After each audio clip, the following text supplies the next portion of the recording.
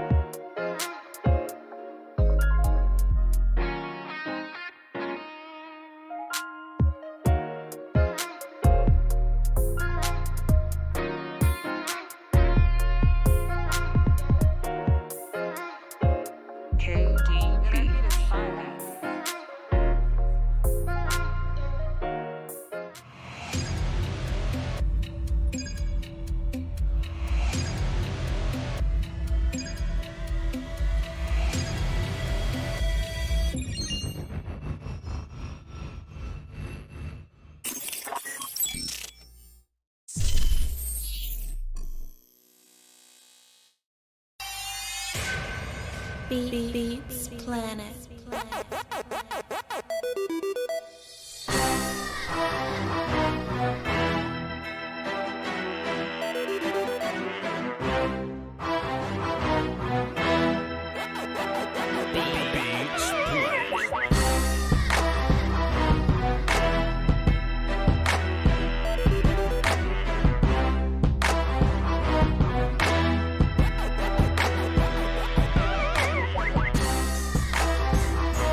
And well, come on inside and get yourself something cool to drink. Welcome.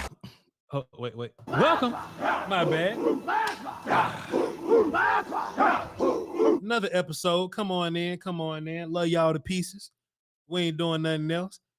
Now, Will Steele, I was thinking Cowboys ain't practice today, so in theory, this should be a short show today. You know what I mean? In theory, we should be getting off at 3:30. I mean, Cowboys ain't got practice. Ain't doing nothing. We should shut this shit down. You know what I mean? But we can't do my people like that, man. We're gonna go as long as I feel like going, and then we're gonna get off. But hey, another episode of Voch Lombardi Live. Love y'all for being here, man. We this is a thing it's fluid, because we don't know what we're gonna talk about every day, because shit happens every day. I ain't planning on talking about Dan Quinn, but Dan Quinn dropped a dope ass interview at this morning on 105.3 The Fan. So I was like, okay, cool. We're talking about Dan Quinn today. I didn't know that we had any thing else to talk about. Practice ain't going on today. Tomorrow we'll talk about practice. So y'all just kind of bear with us. When we late, Will Steele, right? When we show up late, that's us trying to figure out what it is that we're talking about, because ain't no practice today. So that's why we late, right, Will Steele? Right. Will ain't fucking with my lives today, man. I'm your host, Voch Lombardi. AKA Ferrari. VOCHLOMBARDI. Y'all please follow me on all platforms.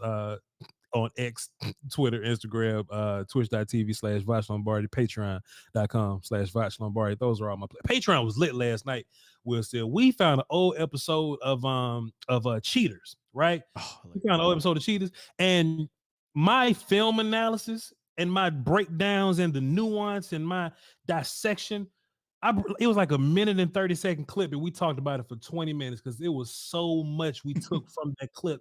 And y'all can either watch us live on twitch.tv/Voch Lombardi, or I will upload it to Voch Reacts on YouTube. So y'all go check that out. I'll be uploading that today. Oh, we had so much fun over in the Twitch. Y'all please one day just stop by. And I'm being point guard about the best in the business, Master William Skywalker Steele. What's up, sir? Yes, sir. Now that we've said hello, let's get down to business. Two claps in a wick flag. Hey, come on, Will Steele. Hey man, I just wanted to give you some flowers, bro. We always used to talk about these days. We used to dream about these days where, I always talk about the big three, right? It's .com and it's radio, and then like the podcast sector. You know what I'm saying? Like that's the big three, and cowboy media or whatever, right? And YouTubers wasn't always up there in the big three. YouTubers was down in the bottom because we was YouTubers. We was just people at the house on microphones. You know what I'm saying? But boy, we play a hell of a game of catch up, don't we, Will? Still, and and I always talk about, hey man, one day these worlds just gonna come together, and the .com side, the radio side, they're going to respect what YouTubers bring to the table, man. And you had Brian Broaddus on this morning on your show, A to Z Dallas on YouTube, 8:30 to 10:30. Check them out. Watch that later, and we're gonna be dropping plenty of clips, please. But we always talk about when those worlds come together and when those worlds have like real life respect for us. And you had Brian Broaddus on this morning, and I'm sure you'd have been fine with a 10-15 minute interview with Brian Broaddus, because prior to us being who we were, hey, Brian's legend here. Yeah. You know what I'm saying? Brian hung around for a smooth 45 minutes, just chopping it up, talking ball with you, just talking to you, ring and drop fire nuggets that we really haven't heard him say on any other platform. So you got some shit that other people ain't got. So I just wanted to give you flowers. You for your Brian Broaddus interview this morning. Fantastic work, sir, for you and him. I appreciate that, man. And every time we have Brian on, it's always good stuff. You kind of get yourself lost. It went about, I think, 52 minutes in total. And I really wasn't trying to go. It was trying to do 10 to 15 just to, I don't want to disrespect his time. But when we're talking ball, and that's what I love about guys like B, you can talk ball with them for hours on end. But, he's also, I'm also respectful of his time. But the chat was wonderful. The interview went great. And I promise you this, it won't be the last time we'll talk to B, whether it be on A to Z in the morning or here. Because I love to talk ball with him, and I would love to get all three of us in the room to talk some ball too. And if we just pulling back the curtain a little bit, we're not gonna give him everything, right? But just pulling back the curtain a little bit. We look forward to moments like that, We look forward to it's kind of like this competitive thing for us. It's almost like a game day type situation for us. All right, Brian, let's have a good one. Oh, Kyle Yeoman's in them, cool. Let's have a good one. It's just we're all peers now because we've elevated to a certain place or whatever, but we still want to give, good content in those situations where we know eyes are going to be looking at us, where we know, like, for example, Colin Cowherd came on my draft show. Yeah. That was a big deal for me. You know what I'm saying? So I had to step up and be ready for that fight. I was telling you this, I kind of want to do draft prep a little early this year because I know Brian knows who I am. And I know me and Brian going to bump heads at some point this offseason when draft season come around. And the one thing I don't want to do is, with my YouTube family watching me, I get on this stage with Broaddus and I'm not ready. That's one thing I don't want. Like, we take this serious, Will Steele. That's why you my partner. That's why me and you, bad boy, we ride together. We die together, bad boys for life. Bad boys for life. We need a secret handshake or some shit. But you got to do the what do you call? Yeah, that's it. You know what I'm saying? You believe in this shit the way I believe in this. You know what I mean? This ain't just some nonsense that we do with a microphone and camera. Like, this is some life-changing work shit that we do now. And one day, because Brian Broaddus knows who Voch is, and Brian Broaddus knows Voch's draft dude, and Brian Broaddus is draft god. One day, he's gonna be like, Voch, what do you think about this motherfucker from North Dakota? Not North Dakota State, Voch, but regular North Dakota. He probably going to 6th round, Voch. What you know about him? In that moment, when my audience is watching, your audience is watching, and the people that don't know who the fuck Voch Lombardi is, but they know Brian Broaddus, they be like, I wonder what Voch got to say about this 6th round character from regular North Dakota, not North Dakota State. What you got to say? And I got to have an answer in that moment because we take this shit serious, Will Steele. So I just wanted to salute you and give you and just give you all the flowers in the world because we're in the same place in this thing. You know what I mean? This climb that we climb. You know what I mean? Yeah, we are all, I think, motivating each other. Yes. And when we recognize that, it's even better because we're all rooting for each other at the same time. That's what's dope. Yep. Will Steele, let me ask you a question before we get started with this Dan Quinn audio today. Just ask you a question, sir. You think Kevontae Turpin gonna be pushing Semi this year in the wide receiver race? You think Kevontae Turpin? I think it's happening, isn't it? What you think? You know what I mean? I was just looking back at some of the videos from yesterday, right? And I understand Semi going through like he hurt. Yeah, he didn't practice yesterday. Yeah. But boy, we talk about these motherfuckers. You are not allowed to be hurt when they're room. when that room full and everybody going crazy, you're not allowed to be. You like when Jalen Tolbert going crazy and Kevontae Turpin going crazy and an actual draft pick and Jalen Brooks. Yes. Murphy Brooks. Jalen Brooks is actually going crazy. Yo, Simi, you ain't really got enough equity in this thing to be sitting out a couple days, Will Steele. So before we get into Dan Quinn, I badly wanted to hear your thoughts on this because I went back and watched training camp. Dak had a bunch of highlights today, and it just don't look like it's a bunch of room left in this wide receiver room. Do you think Simi's in danger? I mean, wasn't he in danger coming in? I mean, yeah, but shit, he in danger. See, look, when I thought Simi was in danger, I'm thinking, okay, well, Simi may lose his wide receiver 4 job to Tolbert or something, right? But when I mean he's in danger, Turpin, Tolbert, and Jalen Brooks look good. So it's even more danger now, in my opinion. You see what I'm saying? Yeah, so coming in, I always thought Simi was the one guy that had to fight off everybody. So for me, he was already, hey, look, he might be in the lead, quote unquote, right now before training camp, but all that stuff can change once you get to camp. So, Simi's not just fighting off Jalen Tolbert. And Kevontae Turpin was making the team. That's another reason why I thought Simi was kind of the guy, because Tolbert wasn't getting cut. Remember that. He's not getting cut. Sure. Turpin wasn't going anywhere. I kind of settled in. He's going to make the team, period, from a return standpoint. So there's one, maybe 2 spots left, depending on how they feel. Who's the odd man out, Voch? Simi. So if Simi doesn't, if Simi it ain't Turpin. It's not Turpin. It's not Tolbert. It's not Turpin. So it's Simi. So Simi had to get to camp and he had to show out. It started off slow, got better. Now you hurt. Boy, this ain't the time to get hurt. Yeah. Not when the Jalen's is eating, right? Yeah. Not when Dennis Houston's making a damn touchdown catch. They got Dennis Houston back in the picture. No, but in all seriousness, though, yeah, he in danger, Voch. I mean, this is 3rd year, 5th round pick. They usually give these draft picks some time, right? Oh, we ain't gonna cut you right away. We'll give you some time. The time has run out, so he's got to bounce back from whatever injury he's dealing with, get out there at camp, prove he can do something, and then get out there in preseason. And this could be a totally different discussion. But with this offensive change, I think we're going to be able to see these receivers do better in preseason because they've been not great over the last 2 or 3 years because of the scheme and the quarterbacks and the backups. But this year, I think we'll see something. So all of them from 4 on down better step it up. This is what I like about this show, Will Steele, and just how me and you have conversations. It's okay to feel away and change your mind. I change my mind all the time. Yeah, when you get more data. When you're presented with more data and evidence, motherfucker, you have to change your mind. If not, you're going to be like iceberg and shit. You're just going to be waiting around till shit happens to be like, I told you so, right? So we've heard some interviews with Simi over this offseason. And mind you, me and Will still walked into this thing kind of rooting for Simi because Simi had a great camp last year. So if he just build on that, boom. But we've heard Simi, his quote, right?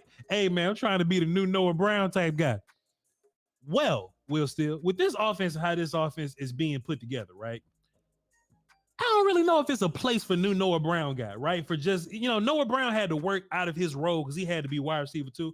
But I think what Simi's saying is like, I'm good blocking guy that's going to show up and catch the ball sometime, right? But can I help on the Noah Brown thing? Please. I think the Noah Brown role isn't necessarily 2017 Noah Brown. I think what he means is, can I be the Noah Brown role where I'm going to be the do-it-all receiver, like dirty work, right? I'm going to do some blocking if I need to do some blocking and make tough catches if I need to, but I'm going to play special teams, right? Mm-hmm. That's the other aspect of the Noah Brown role. So I don't think he's talking about the old Noah Brown role. I think he's talking about what happened last year with Noah Brown. And I feel you, man. But you look, because first of all, I'm biased as I mute the music. He ain't on my team. I don't fuck with Noah Brown. I hate what he did. Like, I hate the idea of a Noah Brown was there. But my thing though, take the idea of I'm new Noah Brown, right? And just put it up here, right? I'm new Noah Brown. Just put it up here. Yeah. But right here, you got, hey, if Turpin get going on offense, if Tolbert gets going on offense, Jalen Brooks being rookie guy, and if Dak, has trust in him, all those dudes have more upside than new Noah Brown. That's the problem. And then on top of that, you hurt guy. As of right now, you're hurt guy, right? So you can't really defend yourself. If all this is happening with Tolbert and Turpin and Jalen or whatever, 7th-round pick from South Carolina. If all this is happening, but at the same time, Semi in there cutting up. All right, man, Semi cutting up, man. So these other guys, but Semi just on the sideline, like Turpin ain't that fast. Tobin ain't improved that much. So I'm just waiting to see how much is that luxurious hair is gonna be on fire when damn Semi get back, because I've kind of changed my tune on Turpin a little bit. Not that I hate Turpin, because a lot of motherfuckers think I hate Turpin. I just want to see in the game, and preseason will tell us all, Will Steele, in the game, I need to see the 3-catch 45-yard game, maybe a big play from Turpin. And if I see that, I think I know where one of them cuts gonna go, Will Steele. Oh, but yeah. But that's neither here nor there. Because look, sometimes it's not about the best guy, Will Steele. Sometimes it's about the young dude versus the year 3 guy. You know what I'm saying? Or the older character. Like, they'll take the upside over the we know who you are guy all the time, you know? So Semi may be better than Jalen Brooks right now. But shit, Jalen Brooks, a brand new draft pick that we have the hopes of upside for. So we'll see, goddamn Semi. We will see.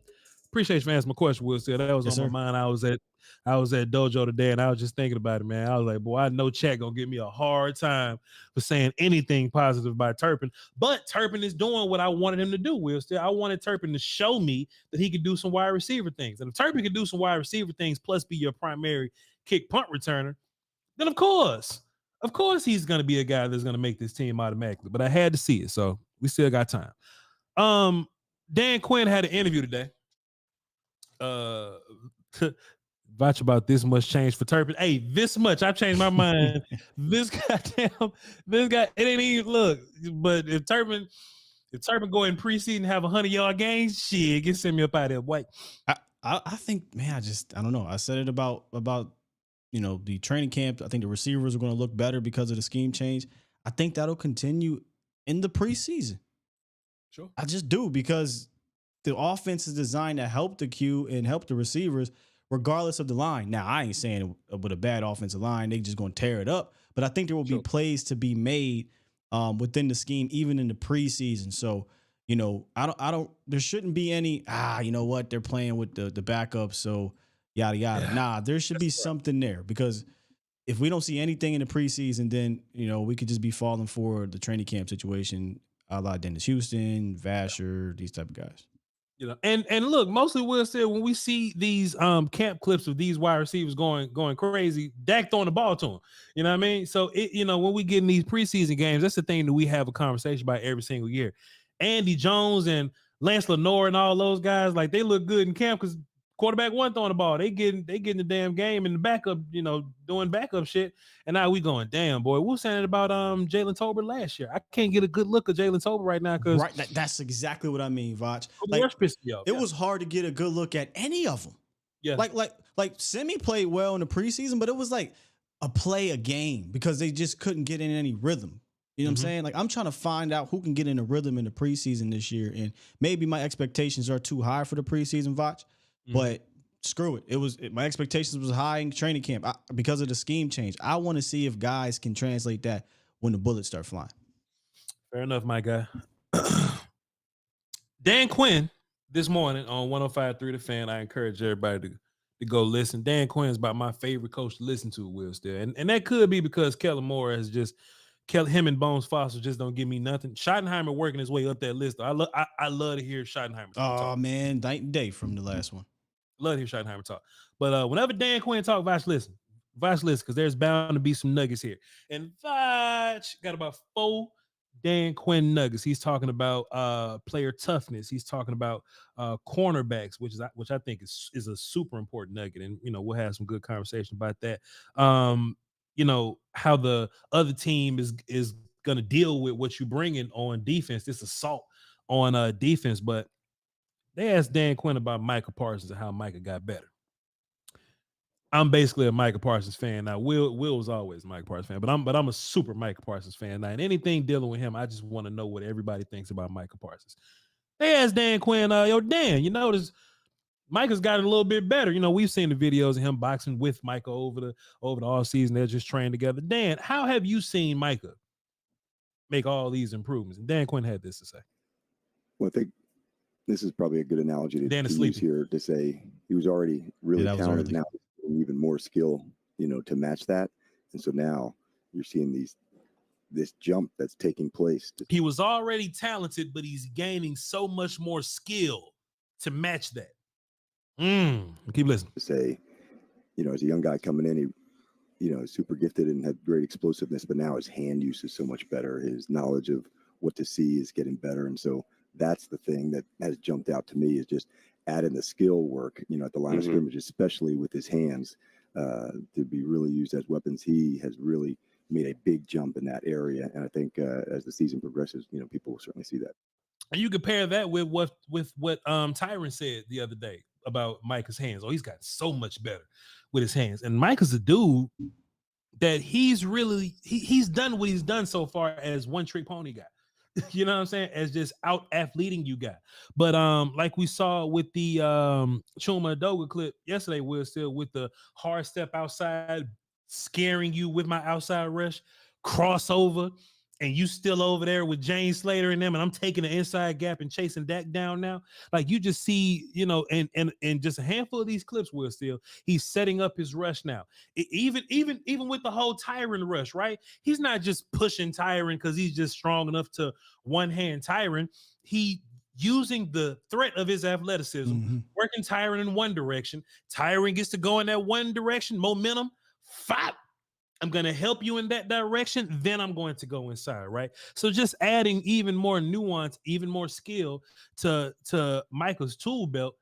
Scary season, man. Scary season. It reminds me of, I know two different sports, but of Kobe.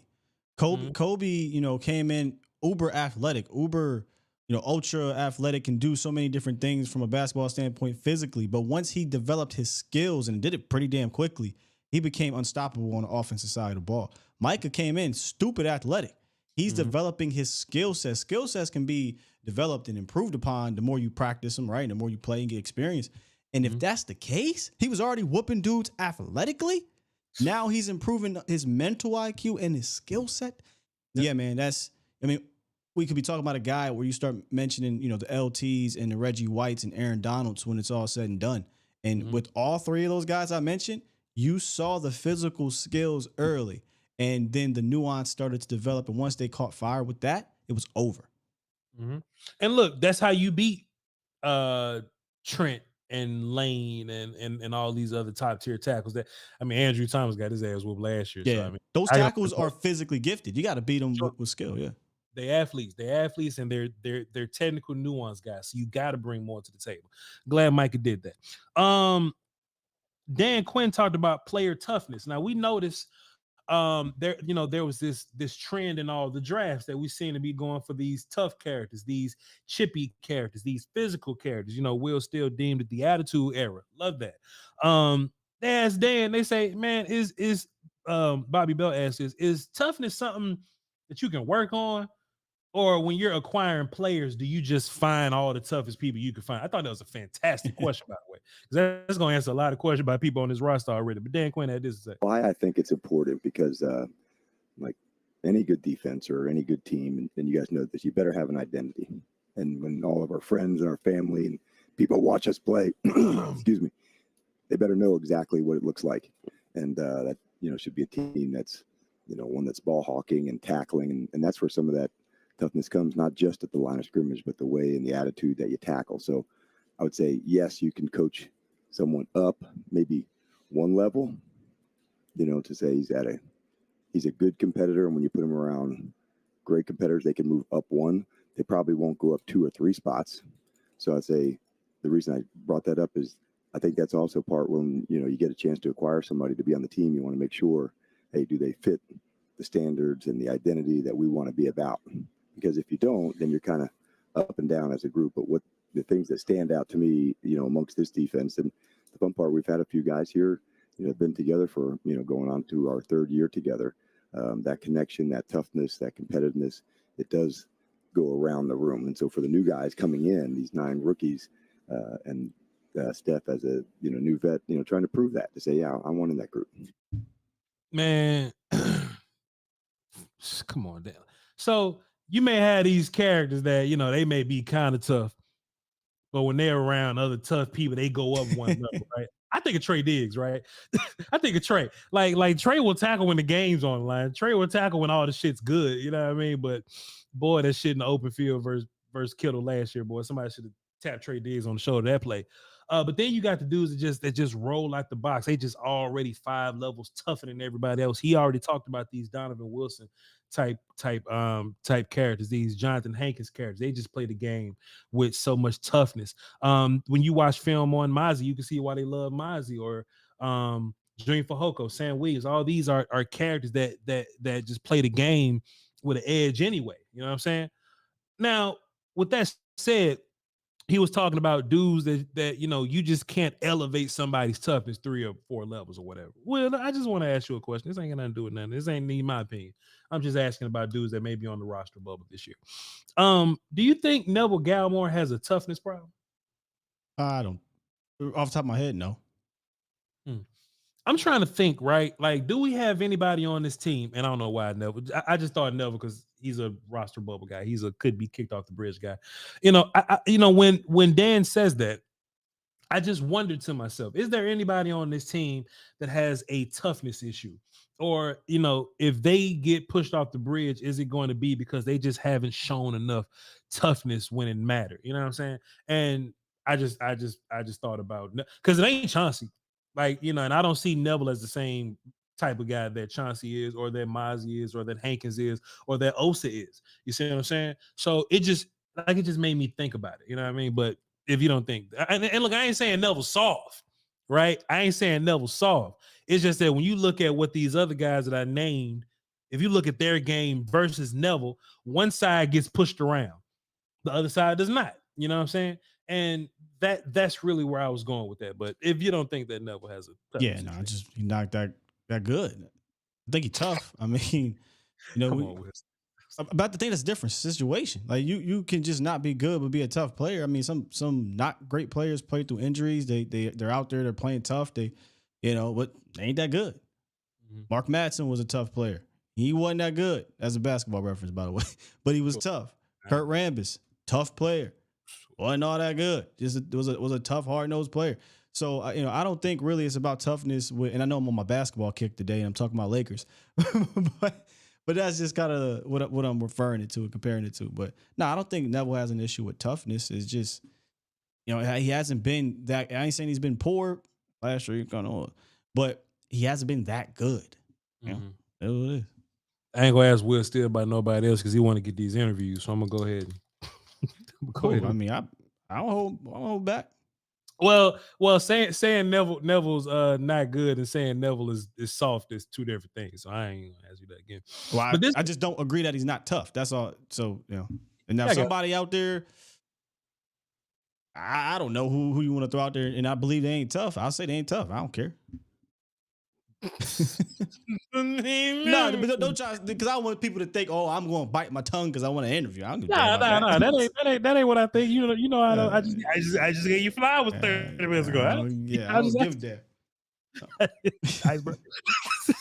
Especially these fans, huh? Dan Quinn was asked about corners traveling, and this is what I thought was interesting, right? Because Trey, sometimes he'll move around, sometimes he doesn't, but he will chase around the best guys on the team. You know what I mean? Not all the time, but he will sometimes, and he'll shut those guys down when he chases those guys down. Now we don't have that pesky cornerback 2 problem, right? So they asked Dan Quinn, do you see any of these guys traveling around a little bit? I thought this was interesting. Dan said this. Yeah, that's a good question. And sometimes you do on a matchup of the size or that, but it's not something that we've discussed where we're going to match one versus the other. Because you're right, as you get into this space, you can really lock in on playing your side. And I've definitely had experience doing that where we didn't match. Certainly during my times in Seattle, we did not.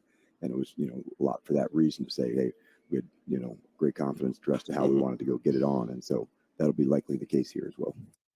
When you got 2 cornerback 1s, you ain't got to travel, right, Will Steele? When you have a Diggs and you got a Gilmore, you just line up and play however you want to play. There was a part of me that felt like, well, if Justin Jefferson lines up in the slot, because he does that sometimes, Diggs will go over there. And the reason why Diggs can be able to do that, especially in this situation, is because we know that Deron Bland can play outside if he has to. You know what I'm saying? So in my mind, the idea of these guys moving around was all good to me. Plus, we get Gilmore covering wide receiver twos. You can't beat that with a stick. You know what I mean? But what Dan Quinn is saying, in which I'm not opposed to this neither. Hey, man, we could just line up and just boogie. You know, whatever they want to do. You know, if they want Justin Jefferson on Gilmore, Justin Jefferson on Bland, and they want Justin Jefferson on Diggs, then we'll just do it. Now he opened up, you know, with you know, like size matchups, right? Like if there's one dude that's just way bigger and he's in the slot, then maybe you don't want Deron Bland covering that guy, but maybe that's where Izzy comes in. He gets to go be the big long dude covering, you know, covering dudes in the slot or whatever. So solid answer from Dan Quinn. You know, it was interesting. And I know a lot of people were curious about that because they would ask me, Voch, you think we're going to be traveling corners like that? But Dan Quinn say, hell no, we just going to line up in boogie because we got the dudes. Did you have any thoughts on that, Wilson? Nah, I think he has a little bit of experience with that in Seattle. I know he didn't have Diggs and Gilmore, but, you know, his system allowed these cornerbacks to excel to where they didn't have to travel like that. Now you got just dope-ass cornerback. There's just really no need to, unless, like he said, I think he mentioned, like, if it's a size issue or something like that, like a size matchup, maybe you'll see Diggs on a bigger receiver or something like that. But, I mean, what I'm interested to see is if Gilmore does some inside things from time to time. Because I think between Gilmore and Bland, you could probably play around with them between slot and boundary. Diggs won't ever really see the slot much unless he's matching up and you know, Mike Evans or somebody going there. But I think you can move Gilmore around a little bit. He did that last year with the Colts. It just feels good to have three cornerbacks that I feel good about. And I don't know if I've ever in my Cowboy fandom have just had three cornerbacks that I feel really, really good about. It ain't never happened to me. But anyway, and the last one. And boy, y'all know I'd be talking about how to make Dan's defense Teflon or whatever. But Dan was asked, you know, what were your thoughts about how teams dealt with your defense last year or whatever? And in my mind, I was like, well, they threw the fucking ball at cornerback too. You know what I'm saying? Every time Dan Quinn took something away, they had to go do something else, you know? But Dan had this to say, and I'll give my continued thoughts on it. Well, that's a good question. I think it's kind of custom by the team. You know, there's some teams that are really true to their system and how they want to run it and execute it. And you certainly see that. And then there's other teams that, okay, this might have been a play that they like. This might have been a play that another team had done. This might have been another team that had done. That happens. If one team keep whooping your ass at the damn cornerback too, everybody else just going to keep doing it. And I think the Bears were the first team that did it. That's the first time I kept getting pissed off about it. Our league too, to say, okay, that other team did it where they attacked them and it worked, and we're going to try that play too. So I think by the team, you know, that's where their strengths are. What does their identity look like? Usually it starts there too, to say, you know, this is who we are, this is how we play. So most of the time it's not some drastic change, you know, that takes place, but based on the team's personnel, I think that it's kind of custom by the week. Yep. When run the ball up the middle was the thing, everybody tried that till Dan fixed it. Running the ball to the edge was a thing, and that's what everybody did until Dan fixed it. And then they just discovered throw the ball versus cornerback too. And I don't mean to change the subject a little bit, but you talked about running the ball on the edge. You know, as long as it's interior between Hankins, Mozzie, Bo, you know, if Bo sticks around, hold up. I'm hearing amazing things, good things, great things about Damone Clark. So, you know, can't wait to see him kind of run free. Did Brian Broads tell you that? No. Well, actually told people that on Twitter. Yeoman's brought it up as well. Others that have been down there have been kind of praising Damone Clark at practice. And, you know, if we have any concerns about this defense, it'll be linebackers, right? Like, we all feel great about the D lineman and the secondary or whatever. So, like, hey, as long as Van Der Esch and Clark, nobody neck hurting and they just run around and they good, like, then this defense can be, you know, I'm not gonna hype nobody up. Will still. So if we seeing good things from Clark, and if Clark can carry that to the regular season, he really has a breakout year. I think I said it a few weeks ago or whatever it was. The way we're talking about Sam, I feel like Clark is going to have that type of season for a linebacker. Sure.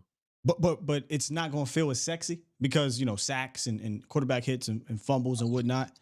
But I think Clark was going to have a year 2 jump. I truly do believe that. Clark as a year 2 guy, Bland as a year 2 guy, Sam as a year 2 guy. What a class. Tyler Smith as a year 2 guy. Hell of a class. Very. So far, so good. Yeah.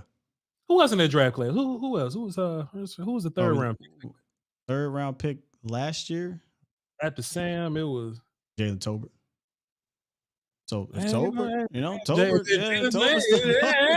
There's another one. Yeah. You know what I'm saying? And once you get to the other 5th round and 6, the 1/5 ain't here. Devin Harper, we got to see what's up with Devin Harper. But look, no one's going to hit on every pick. But boy, if you can get 1 through, if you hit on 5, 4 out of 5, I mean, good Lord. That's a motherfucker. That's a class. That's a class for your ass. All right. Let's get into it, man. That's all we have from Dan Quinn today, man. Just a little bit. And we ain't got training camp videos to go over today because they don't break. No damn videos today. They did a walkthrough today, so nothing worthy. Just a bunch of walkthrough photos and whatnot. But tomorrow they pick it back up, and then Saturday they're back out there. Well, we don't work Saturday, so no, but we'll have it for Monday, hopefully. We'll have that shit for Monday. There you go. All right. Phones. Okay, I was about to say supers and clock out. My bad, y'all. Y'all better tell me something. Let's go to the phones. Yo, Will still. Look, I was pulling up supers. I was like, shit, am I missing something? No, I was ready, but phones. All right, here we go. I got 2. Here we go.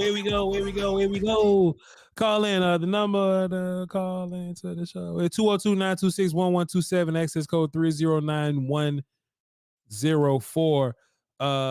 First one. Let's go D Shift. We'll hear what D Shift got to say. Then we'll go to DC. Then we'll go to CJ. All these fucking letters and shit. What's good, Yvonne? We'll just bring you in right now whenever you're ready. All right, D Shift. What's good with you, Micah? What you got for us today? My fault, bro. I didn't want to wait too long. Please. But I didn't know I was going to butt in like that. It's all good, bro. My fault, dog. Nah, it's all. I'm just fooling around with you. Go ahead. What you got for the show today?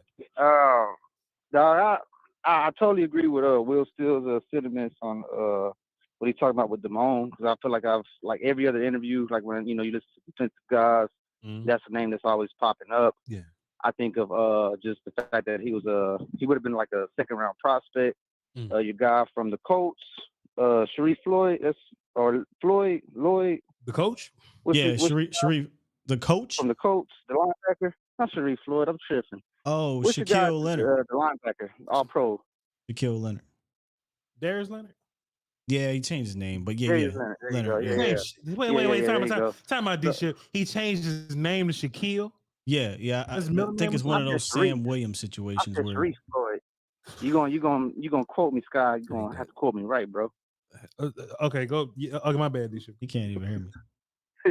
But nah, basically, I feel like Damone's gonna be that guy, basically, like that 2nd round linebacker who comes in, who could possibly be like an all-pro, Pro Bowl type player for you. Yeah. I was listening to Tyron talk on an interview, Tyron Smith, and you're a line guy, Voch. So if I don't know if you saw the interview, but I'm sure they've been talking about how last year they were being coached to wait, I guess, on the rush versus like attack it.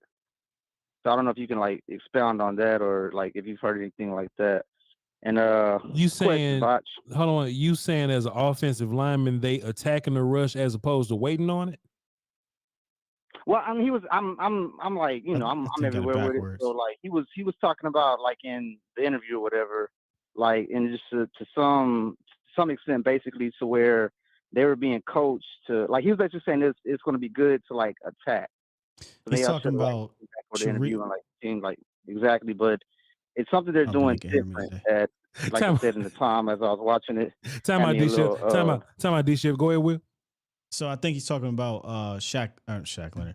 Sharif Floyd with the lineman. He was saying last year, yes, the D line, not the offensive line. So I guess they were kind of playing, catch and see basically instead of attacking. Disrupting keys. Those were the words he was saying. They're going to disrupt keys this year as opposed to kind of just, peeking. Playing 2 gaps mostly. as opposed to getting down blocked and just sitting in that gap like you're running through the down block. Like if you get pulled and kicked, you don't just try to hold your ground on that pull. You try to run through the pull. If you're getting zone blocked, you punch and extend, and instead of hanging around, hey, if you drive them over into the running back, take them to the running back. It's just about keeping your linebackers clean so they can play their gaps, as opposed to you taking on a double and sitting there so your linebacker can skate. You're attacking where you're at so that your linebacker can play more down into whatever gaps that that's almost exactly what he said. We want the linebackers to fill that gap. We're gonna go with that, Scott. I was actually talking about the O-line, but I appreciate you for saving me, bro. Okay, it's not good. So, but yeah, okay, I'm gonna keep it going. I don't know who. Question of I used to before you got you became the man. You talk about how you used to deliver pizza. So when you go into NFC East, whose pizza are you eating? Whose pizza are you spitting on? And whose pizza are you going to deliver when you talk about the NFC East teams? And I'm going to leave you with that, bro. Appreciate you. I appreciate you, D-Shift. Let me answer that question. Let me go ahead and get you up. I'm not answering that damn question. Wait, where's the context behind it? So I used to work at Pizza Hut, right? No, I understand that, but what does that mean? Like the spit, deliver? I guess what team I hate, what team I like. What team got pineapples on them? And what? I don't know. Hey, let me tell you something, dog. I'm cowboy all day. You know what I'm saying? If that's what you're looking for, cowboy beating the shit out of everybody. If that's what you're looking for, Cowboys undefeated till somebody beat them. You know what I mean? That's the pizza I'm looking for. Appreciate you, D-Ship. Great question. This is what you do. You order the pizza and you rob them. You rob the delivery. I'm ordering all NFC East Club pizzas and robbing the delivery man. There we go. Just take them. Just take the money for the drive. Shouts out to D-Shift though. But yeah. I didn't hear nothing about Tyron, attacking, or anything. Yeah, like I didn't hear that. Yeah, I didn't hear that. I listened to the interview.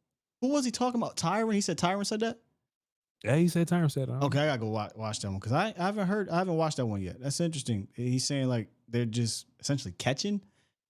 Because I don't recommend no offensive line catching. Right, I'm about to say I don't think you're really supposed to be doing that in any scheme. You got to hit motherfuckers. Yeah. But anyway, we'll see. I gotta watch that one. DC, what up? What's good with y'all? What's up, player? What you got for the show?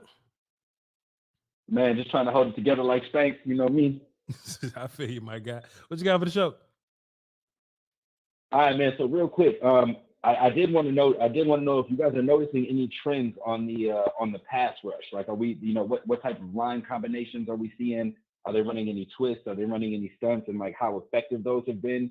And kind of on the other side, how effective has the offensive line been as far as their communication and picking up those type of things?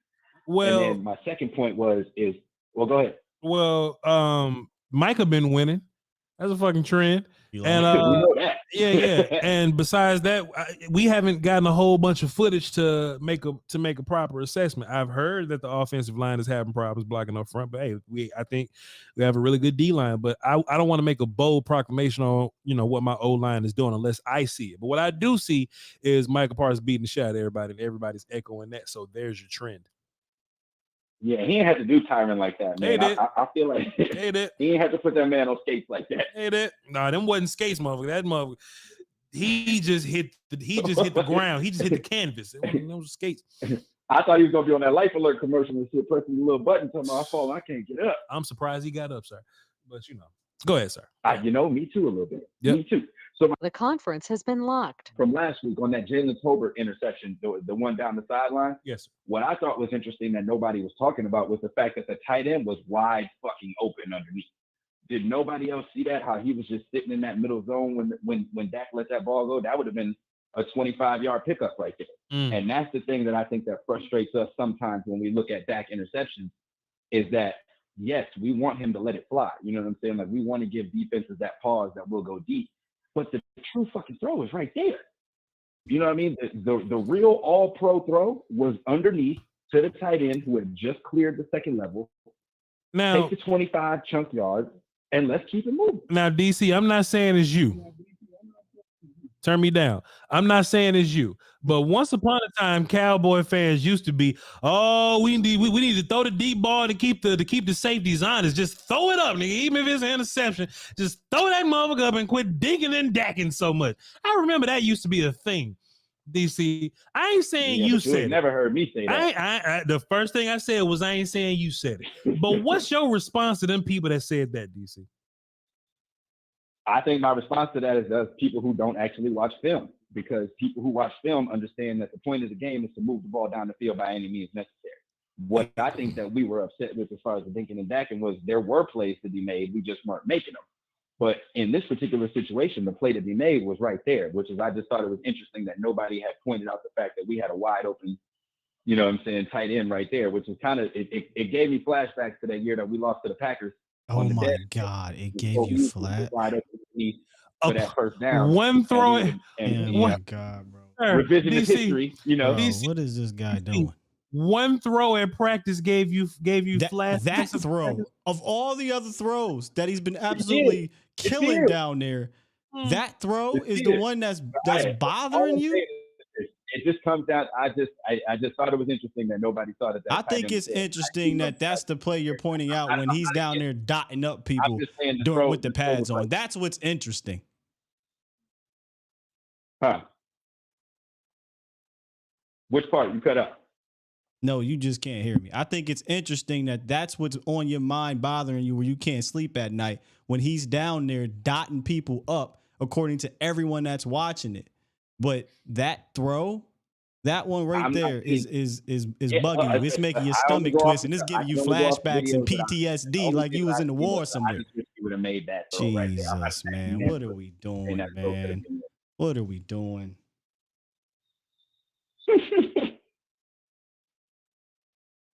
All right, we're going to get your body in, DC.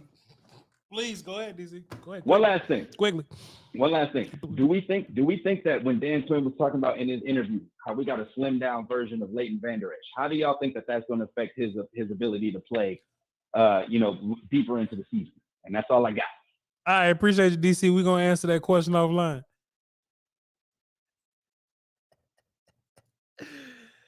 Hey, what you think about what you think about that one throw? What you think about that throw in particular at practice? It was fine until he said I had PTSD, dog. Like, come on, man. Hey, man, that Packers game was still, hey, Dak, missing. What Packers game was he talking about? I don't remember. I don't even know. I'm being missed. I don't know what Packers game he was talking about where Dak threw the ball deep and he missed a 25-yard check down. It's crazy. But I go listen to the Brian Broaddus interview. That what he just did, that caller, is exactly what Brian Broaddus was talking about this morning. Hey man, this is a vertical offense now. We are going to take our shots, and Dak does a lot of shit in practice that he probably won't do in the game. But just bro, it's just camp, dog. It just camp. Shouts out to Law Nation.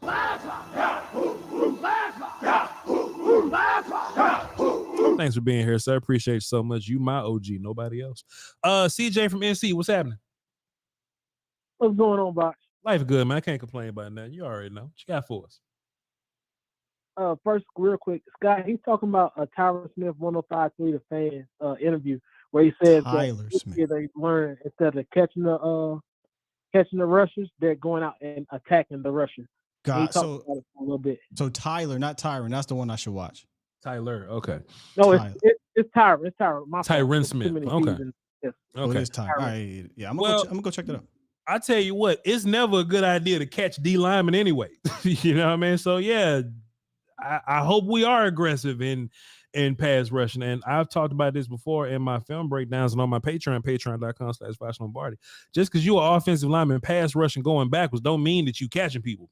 Like, you work backwards slowly, you give ground slowly, but at the point of contact, you drop your hips and you extend and you punch. So hell yeah, I hope they're not catching no pass. Yeah, that's the one. Is he talking about caller? Is he talking about catching in the run game or catching in the pass game, or where is this? What is the context of catching? I'm just curious.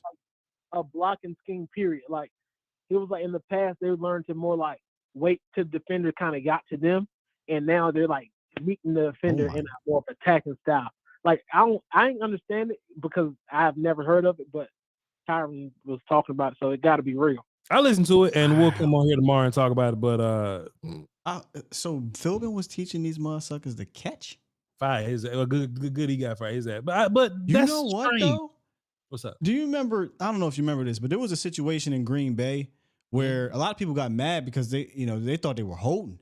There was this crazy weird technique they were using where they were kind of holding them, but it was legal. It was kind of on that line, and it did look like they were catching and holding a bit, but they never got called.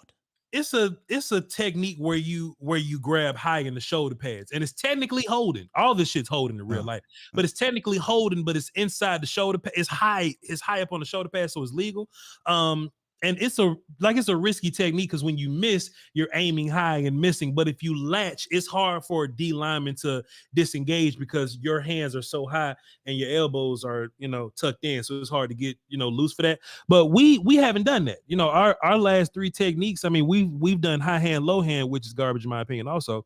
And we, do more so like chest plate attacks, or we'll go high in the armpit and then go chest plate. I haven't seen us catch anybody like that. I mean, to tell a dude like Tyron, who has some of the strongest hands in the league, to catch and not punch is wild. I'll do some listening. We'll still, we can make that a homework, you know what I mean, and just come back tomorrow. But hey, your offensive line was 30th in pass rush win rate last year. So if this is true, fuck. Now I see why he gone. Yeah, goddamn. Come on now. Go ahead, CJ.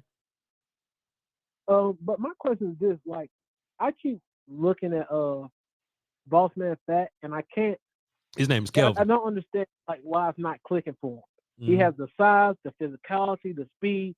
I just don't understand like where it's not missing. Like I understand Nahshon Wright not being like a speed guy. So like when you see Turpin and Brandon Cooks kind of working on him, he's not like he's more long than speed. Mm-hmm. But Kelvin's like a 4.3 guy. So I don't understand like. Do you see like where's his technique where it's falling apart? Well, it takes a lot more than just I run fast to cover people in the National Football League. There's a lot of variables that can happen. There's a lot of pre-snap things that can happen. There's a lot of shit where you don't really see it until I'm 3 steps off the line of scrimmage. And boy, CD Lamb got his CD got Kelvin good yesterday. You know what I'm saying? He seems pretty narrow in his stance. That could be a technique issue, which. I mean, the guys have to see it, right? The coaches, so they're not correcting it. Maybe sometimes, like, Phillip Rivers had terrible mechanics, but it was like Phillip Rivers is so good at doing it, we ain't gonna change it. Mm-hmm. Well, I wonder if Boss Man that's just what he does, and it got him to the league, but now it's just not working because dudes with quick feet are just abusing them. But I don't know if you saw the tweet that went out. I think it was Coach Al Harris called him Fats. He said, "Yeah, man, Fats is doing good." So, Kelvin, and I'm like, man, that's where it sucks that we not down there because I'm like, where? Yeah.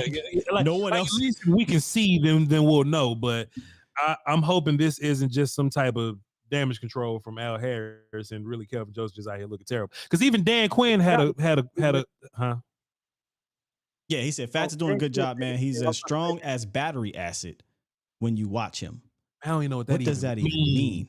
I don't know what that mean, Will, still, but all right. Go ahead. Never heard that one, dog. Me neither. Go ahead, CJ. And then like with the emergence of like Quentin Bohanna, like people that we didn't think were gonna make this like defensive line team, who y'all got as far as staying and who going? On the D line? Yeah. I mean, it's Neville fighting for his life, and we've been talking about that for a minute, so we'll see. We'll see. I still think it's too early, right? Yeah. Sure. Now, when we get to preseason game 3 and Neville in the fourth quarter, then that'll tell you something. I appreciate you, CJ. Appreciate you, brother. And look, Will, we should have noticed that last year. Like we noticed. We did. We brought it up. We noticed, but we was like, why is Neville playing? Bohanna was doing Neville shit. Yeah. It was like, what's Neville doing? All right. Let's get Mark on the phone. Reggie says, so chemical acids are strong. So that's that. It's just an interesting comparison. He's strong as battery acid. Just say strong. say as an ox or something. You know what I mean? But hey, Al Harris is a chemist. Al Harris is a chemist. Fuck it. What's up, Mark? Hey, what's up, gentlemen? How you doing? Life good, man. We can't complain, bro. Corrosive. Oh, damn. Hey, I don't know if I missed it because I kind of got in the late day. Apologize for that. But you gotta put him in the freezer. Say anything about Micah taking down Dak yesterday? No, he didn't. But and actually, I haven't seen a whole bunch of people say shit about it. It was a great play from Micah. Dak got up, so all right, cool. I mean, Gelkin, I think. You know what? I know people was kind of freaking out about it that saw it. I gotta admit, man, I kind of like that for a couple of reasons. One, because I'm kind of with you, Watch. You don't want to put any clamps on Michael. You don't want Michael to go have speed at it. You, of course, don't want him going low, taking the knees or nothing like that. But you want Michael to be a Michael just going. But I got a funny feeling that kind of like that stuff because he didn't. I don't think Dak said anything about it, did he? It's false. No way. Not this time. Hey, man, you can let Michael Parsons hit Will Greer all day, bro. I'm sure. I'm sure nobody was happy about Micah hitting Dak Prescott and hitting him kind of low and Dak hitting the ground. I'm sure there's, you don't want to slow down Micah, but that shit ain't ideal. So nah.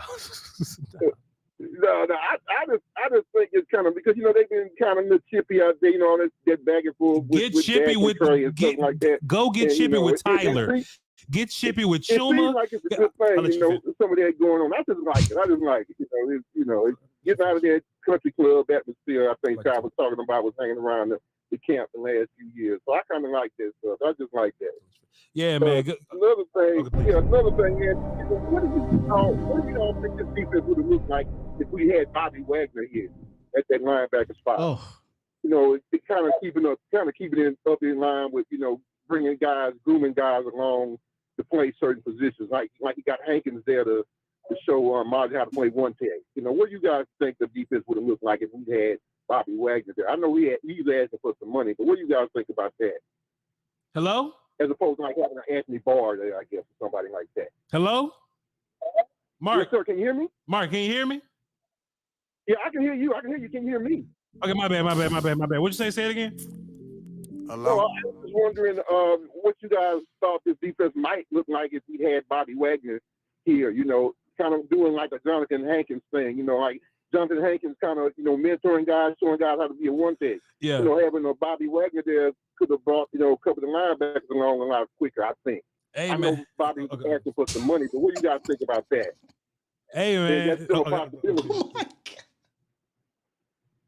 Hey, man, look, let me tell you something. If we had Bobby Wagner, we wouldn't be talking about Van Der Esch or Damone Clark. Like, one of them wouldn't be being talked about right now. So, shit, Bobby Wagner take this. You wouldn't have any more questions about linebacker. That'll just take. We wouldn't be seeing Leighton Van Der Esch doing no damn pass rush moves right now. If we had Bobby Wagner. They trying to find shit for Van Der Esch. They trying to find shit for Van Der Esch to do. Boy, Van Der Esch gonna be playing fullback and tight end tomorrow to justify him being here. They looking for Bobby Wagner. Ain't playing no damn pass. Man, come on, man. Go ahead. Oh man, y'all need LVE alone. He's doing what he can do, man. No, yeah. I'm chilling. I'm falling back with LVE. But I don't agree at all with him talking about rushing no passer.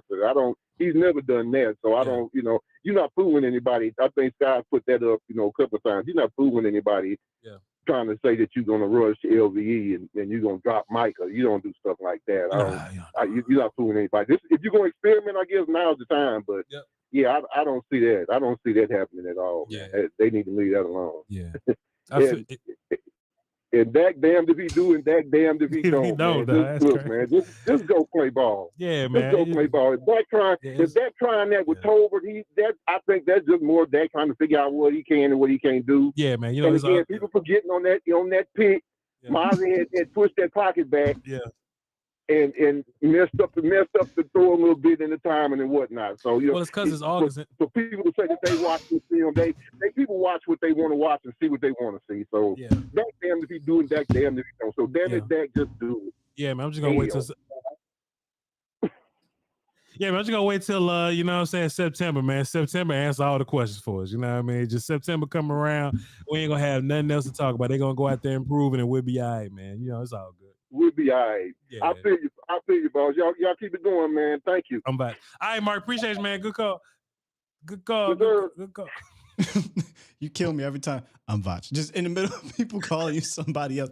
But I think he calling you boss like boss, you know. I understand what he's saying, but you know. Oh, that's hilarious. He wouldn't let me go. He wouldn't let me go. I had so much. I had all kind of commentary. He wouldn't let me go. Let's go. Can I give a etiquette tip? Just and look, Marcus is fantastic on my show, so I'm not really talking to Marcus here. But if you got multiple points, I think it's best if you say, "Hey, I got a couple points here, right?" Yeah. And say point one, right? Get to that point and let us rebut or answer the question or whatever. But don't ask a question and then immediately go to the next one, because if it's long-winded, I'm like, damn, what the hell was he talking about in the first one? And you know, so just, hey, here's my question, let us answer. Here's my second question. I think that's the best way to go about it, right? Reading the room is always good too. You know what I'm saying? Like, you know, like if you ask us one question and we don't give you a whole bunch, then you can kind of feel that. But if we asking you questions back and I'm asking Will what he think, and we'll pick up his pen and say, hold on, Voch, on that topic. Hey, you got a good topic, but don't come in here with 8 topics and your third topic stems into 6 other topics that wasn't your original 8 topics. You know what I'm saying? Hey, give us a good 3. 3 at the most. Like if you got 1, love you. 2, give me that second one quick. 3, I hope your first 2 was good if you got 3. And after that, you know what I'm saying? You're good to go. But Mark's a good call though. But. Yeah. So I ain't really. But he did smooth through that first one and went to the second. I'm like, damn. Hey man, look, Mark was like, hey man, you know, Dak and Tober getting on the same page, and Mozzie just pushing the pack. I'm like, how we get to Mozzie? I had something on Tober. Appreciate you, Mark. Let's go. Shaq said, and my final question after my last question. It's one my more last question, but it's my final question, Voch. One more real fast. Peebo, what up? What's up with it, man? It's Peebo from Dallas. Cool. How y'all been doing, man? Cool. Shouts out to Errol Spence and them. How you feel about the fight, Peebo? I ain't even watched the fight. I saw the highlights, and I'm glad I ain't watch it because, boy, that was disappointing for somebody. Yeah, for somebody. Yeah, y'all, Dallas. Okay. Yeah. I feel, man. Dallas been hurting ever since, man. But go ahead, Peebo. What you got for us today? Man, I just enjoy just waking up every morning and just seeing new clips on the 4- and 3-letter networks about how interceptions that Dak throw in practice is the end of the world, you know, because you got to have a story and shit. Yeah, you know. I heard Justin Herbert is the highest paid quarterback now. Yeah. That's crazy, man. And also he has Kellen Moore now. You know, the number 1 coordinator with the guy with all the talent. I wonder how that's gonna go. You know, hey, they'll be cool. To shoot them bail. They'll be cool to a point. They'll be cool to a point. I think they're gonna do some great things over there. But you know, Kellen did some great things over here. But we trying to get to a certain level. You know. Yeah. Well, my thing with Kellen is I feel like Dak really carried more than Kellen carried the team, just because of that ego that he had, where he just talked like, "Oh yeah, we did a good job today." Like at press conferences, Kelly be like, "Oh yeah, you know, we all did it our best." Like, you weren't on the field, you called the plays, you the team. What do you? But you know, Dak took his job, so here's what it is with that. Sure. Turpin is cutting up finally, even though you have your opinions about him, Voch. I personally disagree with some of the disagreements. What you disagree with about Turpin? We'll see how preseason goes. What you disagree with about Turpin? No. Just with how you used to talk about Turpin, but we seen him at camp, and now he's going a little bit better. He's going a little bit faster. You know, he had a kid. Now he's going ham trying to get that paper. You know, the USFL money when he cutting it. He's trying to get that Dallas Cowboy money. I feel him on that though.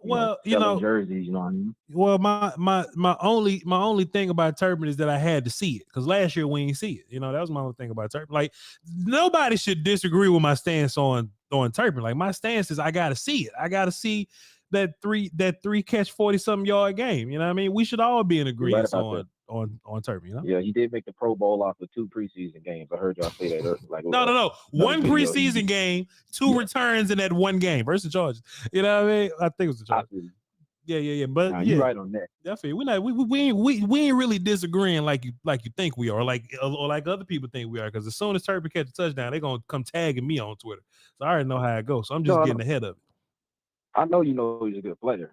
It's just the tone sometimes, Voch. But you know, it's MMA Voch, you know, wrestling Voch. When you kill a heel Voch, excuse me, you pull the heel out sometimes, you know, step on the good guy. Shit. My guy. Yeah, I figured, bro. Holy shit. I'm sorry. Okay, No, man. Turpin. Oh, my fault, man. You thought somebody was behind you. Nah, man. Turpin's gonna do fine. You know, I want to see what that looks like, and I want to see how they weave Turpin into this into this top 3 wide receiver and this tight end lineup, or these personnel packages. I just want to know what it looks like. If Turpin come out at running back, I'll put that in my notepad. Like, that's interesting. That's a good way to get Turpin the ball. But go ahead. Well, no matter what happens with him, I know we're going to beat the division just because Jalen is how our defense is. The only reason why Dak even throws interceptions and why plays don't go down the way they're supposed to is because they just need to take Micah off the field, because that man is just the dude is everywhere, bro. Like as soon as the ball snaps into Dak's hands, Micah is like in his face already, man. You can't have Josh Ball out there trying to protect Dak. That's how he fell into him today. But practice is what it is. Yeah, I feel you, brother. Good call. Good call, Peebo. Salute. Y'all take it easy, bro. Salute. Yes, sir. Humble King says, Voch, you wanted him cut before you seen him. I ain't say that. I say it's gonna be. I said before you could just anoint him a spot on the team, I need to see what he looks like as an actual wide receiver. And if he's not giving you anything as a wide receiver, he's versus the other bottom of the roster dude. That's Will Steele. Is that not what I said? Yeah. You. I don't like how you delayed that shit. I don't like how you, in the midst of me fighting for my life, you had a delay. I don't like that. Go ahead. Because I don't want you to get yourself in trouble. Look, there was a lot talked about. When I say in trouble, I mean, the internet's weird, man. After the season, we were very upset, and whatnot. But you were definitely not playing about, hey, look, man, if Turpin cannot provide anything offensively, then what's the point of having him on this team? That was your stance, and it's fair. Is that not still facts though? If Turpin don't give you shit, that's a wide receiver. If he don't give you shit as a wide receiver, then he ain't Devin Hester. I mean, fair. But we see these clips and I say, hey, Tolbert is developing a little role here. Let's see what we got. Let's develop my take since he's developed his role. Y'all ain't finna kill me. I say, hey, Will Steele. Look, I say, Will, didn't I say that? You said, because I'm trying to make sure. Bro, I'm telling you, there's some toxic fans out here, dog, they just waiting, right? They just waiting, and then all they care about is Turpin scored a receiving touchdown, Voch, you suck. You know what I'm saying? They just waiting for that. Y'all ain't see Will Steele. He actually did it. He said, well, Voch. Fact. No, whatever I 100% said, I got to say that because I don't want to get my man. Nah, he ain't say that. But with this new information that we have, hey, Turpin's looking like he's doing more than what Brillo gonna be doing. You know what I mean? Well, so there's actually good things. Well, Brillo had a good thing. Yeah, they talking good about Brillo right now, according to Brian. He said, somebody said, is he a bust at this point? And Brian was like, no, I don't think so. He's made some plays at camp and his movement has been good. I apologize to Micah Parsons, and that's where I'm gonna leave it at. Now, when Turpin comes out and do it, we'll see. We'll go from there. Y'all ain't gonna bully me. I ain't scared of y'all. Well, Voch, get ready, bro. Soon as Turpin have a 25-yard reception, Voch, your Twitter, your @ your mentions will be lit up. Just get ready, bro. Hey, well, hopefully I'm getting paid on Twitter by it. I'll take that engagement. Let's get Steve on the phone. What's up, Steve? Hey, how's it going, guys? I haven't talked to you in a while. Good to hear you and good to have you back. What's up, my guy? So what I got? Welcome. All right, so I want to respond to the last couple of callers, and then I have something for you guys real quickly. I'm on your side with this Turpin thing. The games that he had last year, we lost him. You know what I mean? Huh? So he's got to have touchdowns, and he's got muff punts this year. Yeah. So I'm there with you. I'm not ready to push him off the bridge, but he's got his toes right up on there. Jokes aside, man, you cannot muff these damn kickoffs. No, bro, he had 3 muffs last year, fam. You can't muff. You can't have muffs. So that's fair. Everybody should be in agreement there. You can't have muffs. But go ahead. There you go. And then as far as Kellen Moore and his offense with the Chargers against bad defenses, he's going to be great. He's going to put up lots of yards, lots of touchdowns. But what always happens when Kellen Moore faces a really good defense, if you have really nothing that the defense is giving you and you aggressively take nothing, I'm not a mathematician, but 0 times 0 is always 0. So if he wants to aggressively take nothing like he always did, go ahead. So I think we're going to have an easier time with the Chargers than a lot of people are thinking. Steve, we can beat the shit out of everybody on the damn schedule, Steve. That's just how I feel. But I just something in me does feel like Dan Quinn is gonna roll up in LA or wherever the hell we're gonna be playing at. And I just think Dan gonna give Kellen a hard time, bro. Like I already think that this defense is elite enough to be great versus anybody, but just the type of offense Kellen them play, man, I just think Dan could just go. If you ain't got 3 backup plans, I think Dan gonna put hands all over this kid. So we'll see. But that's just my own opinion. We'll see. Agree with you. To put it in visual, Dan Quinn is going to be Moses, and he's going to be dropping the Red Sea on the Chargers, because he is not going to. He's got some feelings towards little Kellen boy. So I have a feeling that's going to be a bad game for the Chargers. Okay. Law Nation says, yeah, he still keep dropping them punts in practice. Keep him off kick returns or let Thomas and Deuce be on punts. I bet not find out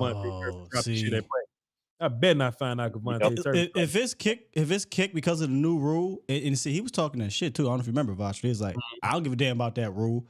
You better give a damn if you dropping kicks. Yeah, motherfucker. Just fair catch it and let's go. But if it's gonna be fair catch, remember how they treated Cole Beasley? I forget who was a returner. They ain't trust him in certain situations, so they sent Cole out there to just fair catch it. Yeah, they need to have that type of situation with Turpin if he's not gonna be catching them. So it was like Jordan Lewis, like Dez or something like that. Punt's different. Punt, you can obviously make a big play. Kick, it's hard to get these kick returns now. So yeah. But go ahead, Steve. Yeah. So, do you guys have any thoughts on this whole Jerry not putting Jimmy in the Hall of Fame, or is that just nothing for you guys? I don't care. I don't care nothing about who's in the Hall of Fame. I'm just worried about what happens on game days, and I just worry about draft. Besides that, I don't care nothing about it. So I'll shift to. Did you guys hear Micah Parsons was asked what players have impressed him in camp so far? And he said that he'd give 2 players on offense and 2 on defense. Please. He had on offense, Michael Gallup and Terrence Steele. Okay. On defense, Nahshon, Wright, and Kelvin Joseph. Oh, that's politics to me. But okay, but I listen though. I listened to your story. What did he say in particular about Kelvin Joseph and Nahshon Wright? What did Mike say? Right, I've actually heard. Joseph is the one that would be worthy. Yeah. I've seen Nahshon. Yeah. But go ahead though, Steve. What he say about Kelvin and Nahshon? He just said so far that they're surprising people and that they've had quietly a really good camp so far, and he expects all 4 of them to have a really good preseason. This is my problem with having quiet camps, right? And this is the same thing about Neville also. Is that this motherfucker's having loud camps while you having quiet camps. Eric Scott's coming. You know what I'm saying? So if Nahshon and Kelvin having a good camp, then cool. But I've heard nothing but good things about our 6th round pick from Southern Miss. We're still 5th round pick, Southern Miss. Eric Scott. People are that ain't quiet. That ain't quiet. He's he's on his way. People are saying, hey, we got another Bland situation with this Eric Scott kid. So Nahshon and Kelvin, they better start making some noise. Like I said, they are these older guys. And sometimes you can be the better player sometimes, but if it comes down to like a year 3 dude versus a rookie guy, like a brand new guy that they got faith in, that they drafted with this mind of this upside that they have, man, Nahshon, you better start getting loud. Kelvin, you better start getting loud because Eric Scott has a consensus behind him. So, shit. Yeah. Appreciate you, though, Steve. I think this is our year, man. I have more positive feelings this season, going into this season, than I can remember ever having before. So at this point, I don't care who it is. I don't care where you were drafted. Either put up or let someone's going to take your place. I just want the best players for this team because I think this is our year. Yeah, I agree. I agree. Appreciate you, Steve. And politics should be out the window, bro. Yeah. And look, this all just camp shit. Like if Eric Scott go out there and start doing shit in preseason games, lordy. And I think that's where Kelvin has to make some noise because it was pretty quiet in that regards over his first couple seasons. Kelvin and Nahshon didn't have good preseason last year. Like as soon as they got in the game, they was getting their ass kicked by regular. Which is crazy because Nahshon was having a good camp, Mm-hmm. you know. And then here's the thing: he made a play in I think a couple plays. I think he had an interception in preseason, Mm-hmm. right? So quiet is fine, but what if somebody else ain't quiet, Voch? But that seems to be Nahshon's game, though, right? Like even in the regular season, he'll give up some yards, but he'll have a pick to make up for that. You know what I'm saying? But what if the other dude loudly ain't giving up yards? You know what I'm saying? Like what if? You know what I mean? And look, Will, people, shouts out to J Tuck. J Tuck's one of the ones that's leading that on Twitter X app. People loving what they saying from Eric Scott, Will Steele. So you just can't, if you a year 3, year 4 guy, man, you can't afford to have a quiet man. Neville can't afford to be quiet right now when Chauncey making plays in the backfield and shit, man. You can't afford that, man. Simi, who's hurt, when he come back, Simi can't be quiet because Turpin is loud. Turpin and Tolbert loud in the bench right now, man. Certain people can be quiet, Voch. Not them. Yeah. Look, Gilmore, I ain't got to hear shit from Gilmore. I ain't got to hear nothing from Gallup. I ain't got to hear nothing from, J-Ron and nothing like that. Like Donovan hurt, but Donovan can be hurt. Donovan will be back in September. He ain't got to make no noise. But these cats that's fighting for a spot, oh, sir. You better start making some noise. You better start getting loud. Shitting me. Mozzie ain't got to make no noise. Mozzie's fine. He'll be here. I would love to hear something from Junior. Send me a little brother. I forgot he was on the team. Hey, it's terrible. Will Steele. Nick, hold up. If I forgot you on the team, that's terrible. That's terrible. I've at least heard something from Awesome Richards, right? Brian Broderson, right? You know what I mean? I've heard something from Awesome Richards. I ain't heard shit from Junior Fajoko. So see, that's why us not being there sucks because we would have been looking at Junior. We'll find him. Regardless of what's being reported, because I get it, man. When you want to get these highlights, when you want to get your Twitter, your tweets retweeted and liked and all that stuff, you're going to talk about the big stuff. Yeah. But often what I like to talk about is the stuff that may be falling through the cracks here because, look, I'm not expecting Fajoko to contribute all crazy this year, but I would like to know what's happening. You know what happened last year? Big country. Nobody was talking about John Ridgeway. Mm-hmm. But we were there watching, and we was like, John Ridgeway is at the bottom of the defensive tackle depth chart.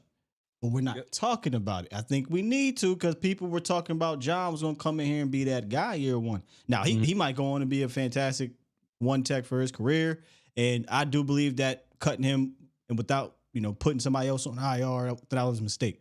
But nonetheless, look, he wasn't doing so well and got cut. I ain't saying that's always going to happen, but yeah, sometimes we need to talk about these guys that quiet. Yeah. That's why watching Will still got to be there. You know what I'm saying? Because look, honestly, I've seen every angle of everything Turpin has done. I've seen all 8 angles from a whole different beat report. We all say the same shit. What y'all need is while everybody else tweeting about Turpin, I'm up there just looking for Mozzie, and I'm looking for Junior. I'm looking for Chauncey. I'm looking for Tyler. I'm looking for Terrence. I'll give you the updates, and that's where you get your views from. But we'll cross that bridge another day.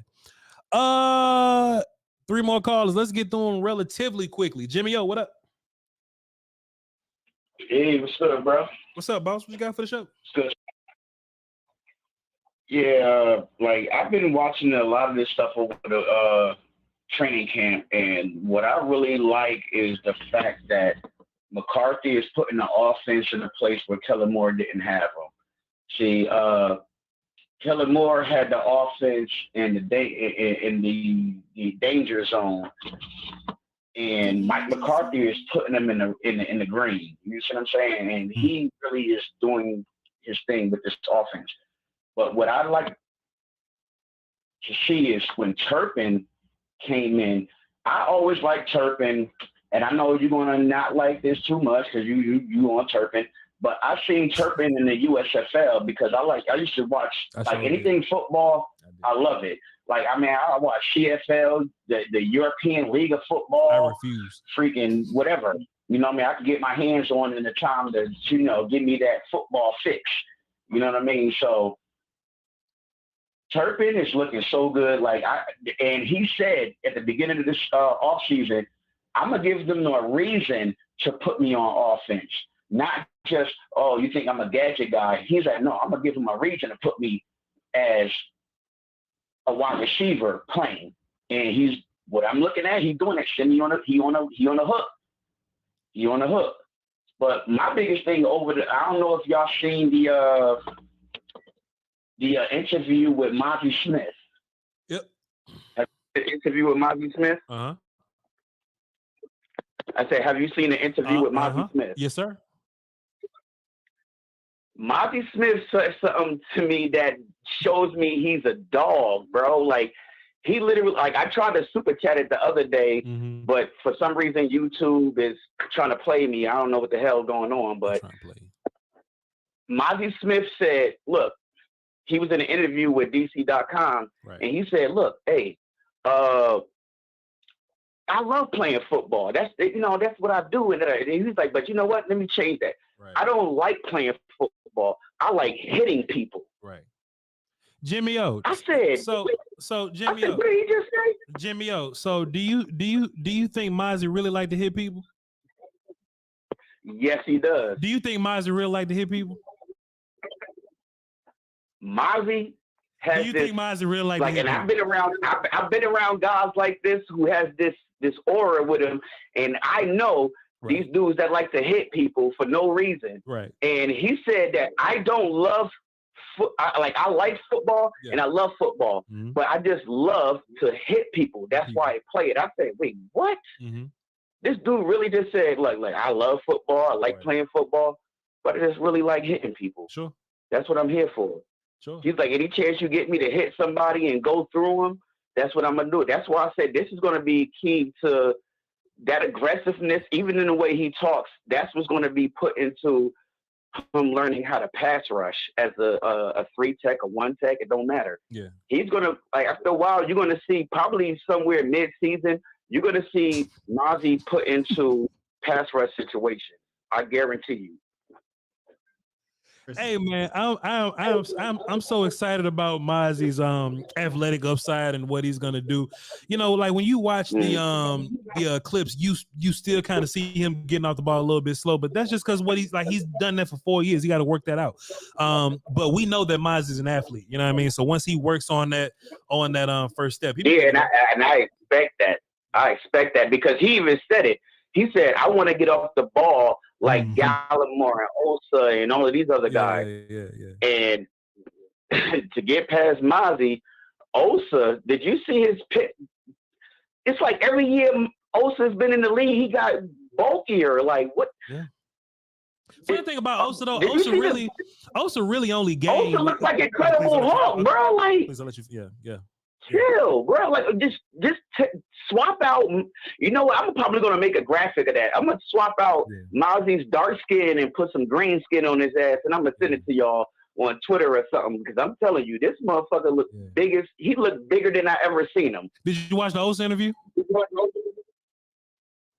Yes, I did. And did you watch the Osa interview? He's ready, bro. Hello. He's ready. Hello. Yeah, you hear me? Yeah. Did you hear me? Yes, sir. I don't think they can hear me. I don't think they can hear me. Yes, sir. Did you watch the Osa interview? I want Osa to do good. That, you know what I mean? Because I think he's a key part of this. Yeah. If Osa is ready to go, Mozzie ready to go, Bohannon's ready to go, and Hankins ready to go, that interior line is going to be great. The only thing I agree with y'all when I seen them trying to do all of this stuff with Van Der Esch. Yeah. I understand it because, like, if you watch Van Der Esch's film, which I'm pretty sure y'all did because I watched a lot of y'all film, you seen him pass rushing quite a bit. Yeah. You see what I'm saying? Yeah. He didn't have, when he got here, they didn't have him doing that. Mike Nolan didn't have him doing that. What's the name? What's the guy before? Because them guys that fucked our defense up. I don't. Marinelli and them. Mike Nolan. You know what I'm saying? Yeah. Yeah, Mike Nolan. Before, what was the guy before Mike Nolan that took over? Marinelli. He didn't have Van Der Esch doing that. No, nobody. It's just like, come on. Jimmy, Van Der Esch was known for stopping the run and doing all type of stuff. So Jimmy, I will say this though. I do think this is the year where like Osa becomes like a household name. You know what I mean? Like it's really gonna start clicking for him, and he's really gonna like play freely. So like we know Osa's good, but I think Osa's gonna take that next jump to where like the whole league's talking about Osa. You know what I mean? Oh, watch it. I like, you know what the thing is? Like I used to say that all the time. Yeah. Now Gallimore, I had things with him, but Osa, he's gonna be a problem. Yeah. And in my call though, because I don't know, y'all gotta get the other calls or whatever. But did he see the Osa interview? Honestly, I chose Kelvin Joseph over Nahshon Wright, but now from looking at what has transpired in practice in these training camps, Wright is looking better than Joseph, bro. I don't know what to tell you. But did you see the Wright interview though? Not a shock. No, I ain't see the Wright interview yet. If he had an interview, I didn't see it yet. It's on one of them lists where I'll talk about it tomorrow. But hey man, Nahshon ready, man. Nahshon ready to take that next step, and he's leaving Kelvin behind. You know, Kelvin got the expectation. Those plays that I seen him make, I was just like, that's not Nahshon Wright. Yeah. Hold up, what's the number of Nahshon? He's 25, right? Oh, okay. Oh, yeah, that was Nahshon. Okay. You know, it's funny, man. Yeah, it's funny because Kelvin got the expectations because he's a second round pick, but Nahshon Wright was a third round pick, man. So hey, Nahshon can come in here and take it. After the first couple of times, y'all seen Joseph out there. I had expectations for him, but after those first couple of times I seen him out there, I was like, I'm gonna expect him to keep getting cooked. Yeah, man. So I'm like, this motherfucker Chef Ramsey out there on the opposite end, like. Yeah, man. So all Nahshon. You're not cooking the meal. You are the meal, like, bro. Get cooked. Yeah, man. So all Nahshon got to do is just like find his, just find his way on like kicking teams and things like that, man. Nahshon got him a roster spot if he could do it. Yeah, Kevin Joseph need to work. You know, I don't know what it is. He need to work on his mechanics of how he does things, or either that, or he need to get a new lawyer because he may be thinking about the case that was last year. You know what I'm saying? But I don't know. You know, that's just let's throw that up. But anyway, have a good day, boys. You know what I mean? I'll see you later, man. Appreciate you. Good talk. Good call. Appreciate you, Jimmy. Good call. Somebody said, "Did you watch the Voch interview?" The Voch interview is crazy. Yo, Will, I never got tired of it. Every name. Hey, look, did y'all see the Bohan interview? Hey, look, Chris dropped the dub in the super chat. Did you see the Brian Bronner's video? I screamed, Will, somebody say, did you see the Law Nation interview? I'm like, dog. I'm fucking in tears, bro. Oh, shit. Hey, man. I know some people like the short clips, man. Some people like the 10-minute videos. And look, we gonna accommodate y'all. We coming out with these 10-minute videos, bro. But you got to be here for the live streams, and you got to be in the chat, bro. Oh shit, you got to be here in the chat, bro. What makes it so funny is it like ain't no emojis, ain't no LOL. It's just like they dead. Like yo, like they dead ass. Did you see the Rod Marinelli interview? Oh shit! God, I love this show. God damn, boy, we was just. I gotta. Your mama sure does care about your schooling, son. Oh shit! God damn, man, what a show, dog. Super. It never got old, man. No. It just kept going. It just kept going. And appreciate him because he was raiding the flow, dog. He ain't let it interrupt him or nothing. No. Yeah, he kept moving. I said, yo, look, I said Nahshon Wright. He said, oh shit, it's one I missed. Let me go check that out. Hold on, no. What got me? He said, "Hey, man, look, y'all might not believe this one here, dog, but this gonna sound crazy. But Nahshon Wright, he looking better than Kelvin Joseph." He looking better. Wait a minute, my bad. Shut up. He had me. I said he had me in the first half. I was like, "Oh, what he about to?" What he say? What he saw that I ain't see? Calvin. We know Calvin. Hey man, Nahshon Wright is battery acid. Oh, that was funny. That was a good one, man. Come on, chat. Damn, dog. Hey, it's an experience, man. The chat just a vibe, bro. You just got to be here. And look, I don't know which side is on. I don't know if it's volume or vice side, but I just see it on the one joint. Crazy. Crazy. All right, cool. Here we go. Supers. Let me hit refresh one more time to make sure, bro. Love my audience, bro. We on our way, man. We need a studio, dog. Because yeah. I'd have been up out my chair. Oh, I'd had to walk around and something wiping.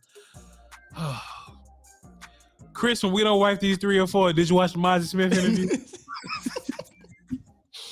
Chris dropped another one, said, did you watch the Brian Broaddus interview? Just keep dropping.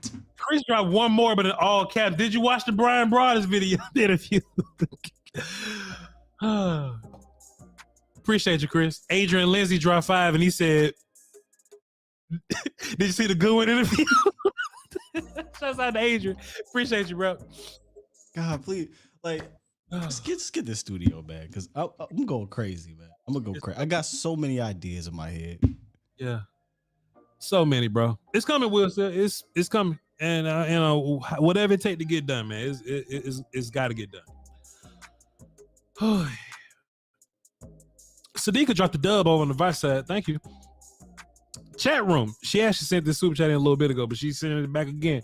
Chat room. Why must you all be reminded about hitting that damn like button? It makes no sense. Most of y'all coming here on the daily. You all know the drill. You do not understand. I do not understand what is so hard about hitting the like button as soon as you come in. Sadiqa's right. We provide some fantastic content, and we ain't necessarily asking you for $1. We just need you to come in and hit the like button, and it'll just do the rest. It'll just do the rest, man. But thank you so much, Sadiqa, for keeping everybody in check. And Sadiqa's not a man. She's a lady. Thank you so much, man. Chris 214 dropped the deuce and says all 3 Jalen's looking good. I like JMC. Jalen Moreno Cropper. How about him? Yeah. Jalen Moreno Cropper, Brooks, and Tobin. Hey, can I ask you something? Because I know my again, new data, right? Like new data gets you to thinking. It makes you, hey man, maybe I should think about this. Coming into camp, I was pretty much steadfast. We going 6 receivers. I just thought that.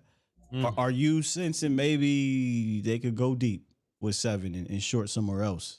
This is my problem, man. Where do you? I know, and that's like, and I'm not ready to pick where yet, Voch. If it ain't running back, knock on wood. If Luke has that season-long pinky injury or something like that, where tight end can go a little short. Linebacker, maybe possibly, since we play a lot of dime and nickel, may go short. But I don't want to take away from my DBs. I don't want to take away from my O-line or my D-line. Yeah, it's gonna be tough. It's gonna be tough. But if those guys prove themselves and you can't risk them on the open market, you gotta hold on. You gotta do something. Yeah. See, I think it was Coach McCarthy who said, "Yo, it's gonna suck cutting players this year." Like he sensed it coming into camp, and maybe that's a position that they're like, let's try to sneak him, But I feel like a dude like Cropper, man. Cropper was the guy to me. I thought was the diamond in the rough or of the undrafted guys that we should have been talking about. Yeah. I can't see a dude like that if he shows out in preseason, just sliding through. Not in the league that hoards wide receivers. Team needs what's our guy? Cowboy wide receiver. Dak liked him. He ended up in San Francisco or something. Guyton's another one. San Francisco. Malik Davis. The returner bull. So he was a Jefferson. No, he was with Seattle at first. Yeah, came to Dallas. Yeah, the special teams cat. All our wide receivers end up going somewhere. You know what I'm saying? So Malik Turner. Malik Turner. Yeah. Thank you, sir. Back to it. Subas. D Shift dropped a 5. It says interview with 105.3 The Fan that asked Tyron about changes to pass blocking, and he talked about the technique and not waiting on the fight. Me and Will still give it a listen. We'll come back to it about it tomorrow. Chris 214 dropped 2 supers. He says, Voch, if Biotis gets injured, who steps in for him? It'll be Matt Forniak. So great question. And another great question from Chris. He says, see, that's another person I want to hear more. But anyway, go ahead. Tyler Biotis, yeah. He says, did you see the LP Latasaur interview? No, we did not. In all seriousness, though, I do want to watch the Tyron one. We do need to see because D Shift brought something up that to our attention that I did not know that was being taught. Right. You know, that is interesting. And I guess Micah said your boy KJ. KJ, yeah. And I will give my offensive line opinion about it. That's a tough one to say. Offensive line opinion about it. Thank you. And Adrian Lindsay dropped the dude says, did you see the Josh Ball interview? Hell no. Not watching no goddamn Josh Ball interview. Marcus Hardison, sir. Jeez Louise, man. What a day. What a day, what a day, what a day, what a day. Here we are. All right, Chad, get your handkerchiefs ready. Get your handkerchiefs ready. I lost him. Voch, that is there 2? Voch, he said the interview with Will McDonald. Did y'all see that? No, that's old. Leave.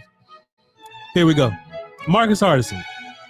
Marcus Hardison says, at the volume, that's me, Will Steele, and Oso Diggy Zoo. Who we say the Oso interview? Me, Mozzie Will interview. And Mozzie. Me, Will Steele, and Mozzie today. Nah, the interview. The interview. Me, Will Steele, in the interview. Marcus Hardison says, why should you pursue your dreams without fear? Because the giant in front of you is never bigger than the God inside of you. Why you should pursue your dreams without fear? Because the giant in front of you is never bigger than the God inside of you. Fire. God inside. Fire. Lion sleep outside. UNLV. Hold this L. Young pimp, young king, young lion, young hustler. Leg of the piece, Marcus Hardison. Thank you so much. Turn up, turn up, turn up. The Queen interview, crazy. Queen gonna get a whole interview, and boy, ain't no telling what she gonna say for 30 minutes. And they better not put no microphone in front of Queen. They better not. They better not. Appreciate y'all. Hey, you cannot miss shows. Another incredible outing today on the Voch Lombardi Live here on the Volume. Be sure to follow all the Volumes page, hit like and subscribe and all that good stuff, man. Chat. Man, just enjoy this, man. We enjoy y'all. So y'all just please enjoy this, man. Y'all just big hug, motherfucker. You know what I mean? Because just coming together and putting this content out like this, bro, it's hard work, dog. But when we get days like this, you see the vision. You know, and we don't really have bad days here at the Volume. We'll still, you know, we have some amazing days that's better than others, but we don't have bad days. You know what I'm saying? And hey, if this is if this is an idea of what's to come, you know what I mean? If this show continues to grow and get better and bigger, oh man, me and Will still are constantly trying to get better. So we working. We talked about it yesterday, man. Just to let y'all know, this year is gonna be leveling up. That's all I'm gonna say. We are leveling up the show to make it that much better for y'all. Benny the Butcher said, last year was about branding. This year is about expanding. Yep. And that's what I always go back to. It's branding, then expanding. They're familiar with our names now, Will. So they know who we are. Now it's time to grow and grow and grow and make ourselves better. Even Pimp C has a line that's on that same token that I always go back to. He says, we have our props. Now we want our checks. You know what I'm saying? You know, we've earned the respect. We've put in the work. We've done everything that we need to do. It's time for them to drop that bag on us. All right. Hey, so Yandi said, Voch, can't miss interviews. let me get you Don DeMarco, man. You let's go. Don DeMarco. Follow me on all my platforms, VOCHLOMBARDI. Will Steele, do you watch Tubi movies? I watch people shit on Tubi movies.